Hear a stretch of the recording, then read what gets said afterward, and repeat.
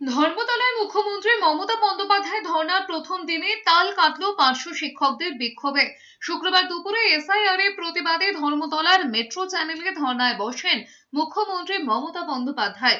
দলীয় নেতা, মন্ত্রী, সাংসদ, বিধায়ক, সেলিব্রিটিদের উপস্থিতিতে যখন জমে উঠেছে, তখন বিকেলে হঠাৎ করে প্ল্যাকার্ড হাতে চাকরির স্থায়ীকরণ, বেতন বৃদ্ধির দাবিতে বিক্ষোভ দেখাতে থাকেন আন্দোলনকারী পার্শ্ব শিক্ষকরা। মঞ্চ থেকে মমতা বন্দ্যোপাধ্যায় বলতে থাকেন, এটা রাজনীতির জায়গা নয়, এটা অন্য কোনো দাবি তোলার জায়গা নয়। তার অভিযোগ, বিজেপির কথাই এই বিক্ষোভ হয়েছে। খোলা জায়গায় মঞ্চ বলে যা ইচ্ছে করা যাবে না বলেও হুঁশিয়ারি দিয়েছেন তিনি। পুলিশ গিয়ে বিক্ষোভকারীদের আটক করে নিয়ে যায়।